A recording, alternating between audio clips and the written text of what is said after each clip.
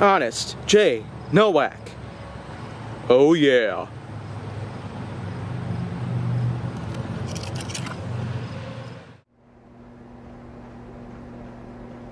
A pleasure to meet y'all at last, and welcome back to, well, the third last installment here in Honest J. Nowak, Legacy of Supers.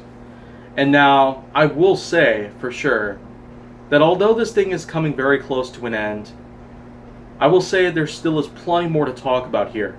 There's 3 more villains that I am in fact going to be highlighting here as quickly as possible. So let's just get down into it. For today's villain, today's topic as a whole, I'm going to be focusing on yet another somewhat underrated character out there. But this is another one from the Spider-Man series. And yet this is also a much more older case scenario in which that I've come to know about this character, and I still remember this one to this day. It almost seems like this character in general is starting to get better as time goes on. This villain is known as Scorpion. But you know what? I already know a Scorpion out there. The Scorpion from Mortal Kombat. So, I suppose I can go in the same direction as the Ford Motor Company did when coming to name some of their vehicles from way back in the day, and pretty much just going in reference to the Ford Scorpia. So, there you go. I'm pretty much just going to be calling this one Scorpia instead of Scorpion, because the Scorpion is from Mortal Kombat, so Scorpia can be from Spider-Man.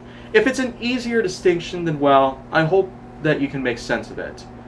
But anyways, Scorpia is another one of those villains that at the time was very underrated and such. We didn't really get to see this character very often, but the first time I ever found this one was in a 2007 PS2 game known as Friend or Foe, which is somewhat of a precursor to some of the more modern sort of Spider-Man games out there, but this kind of Spider-Man game was at the time one of my favorite games ever from the Spider-Man universe, but also one of my favorite from the PlayStation 2 library at the time.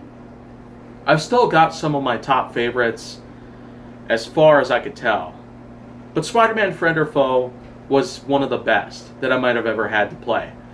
Because not only with the huge selection of characters to choose from, not only with the immense amount of combat abilities and RPG styling that you can look up, and also the kind of concept art and bonus items that you can pick up in there, and also some pretty intuitive boss battles put into place. But anyways, Spider-Man Friend or Foe was the first time I ever noticed the character Scorpia, and here I am 13 years later talking about this character. Because trust me or not on this, but Scorpia had actually made an appearance in the 2018 game on PS4 as well. Yeah, and as one of the main boss battles. Now that's amazing. At the same time, there were also a handful of other underrated characters that we didn't really get to see very often that also made an appearance in the Spider-Man PS4 game 2 years ago. But on top of all that, they also end up becoming some of the main boss battles that you get to fight in the main story. That's probably one of the greatest paradigm shifts I might have ever had the irony of witnessing in any PS4 game, and all the things that I've ever had, this was one of the best. But you know what? Scorpia, no matter which way you look at it, this is one of those characters that, well, still isn't as popular as ones that I've already talked about, like Green Goblin or Venom and a handful of others here and there. So some of Scorpion's main abilities include a giant tail, which can of course fire rounds of plasma, but also with immense amounts of strength and speed and agility. And let's not forget that in the PS4 game there was a lot more that we were able to witness of this character. I'm telling you, there was a lot of sneak attacks that Scorpia was able to pull off on me whenever I played the game.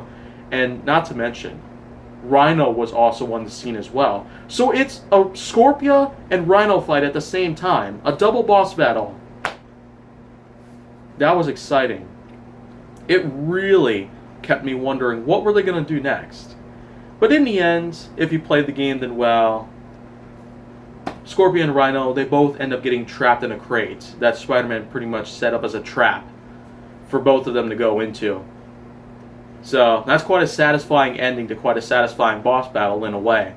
Double boss battle, because both of them were already out there coming at me left and right, giving me quite a difficult challenge to overcome. So I'm kind of on a roll here, but you know what?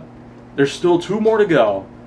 2 more characters, 2 more topics, 2 more days of the Legacy of Supers. So let's see if I can go on ahead and continue forward with this. So if you want to see more, go down to my channel, then well, make sure that you like, subscribe, comment, follow me on social media, and stay on the Hollywood side.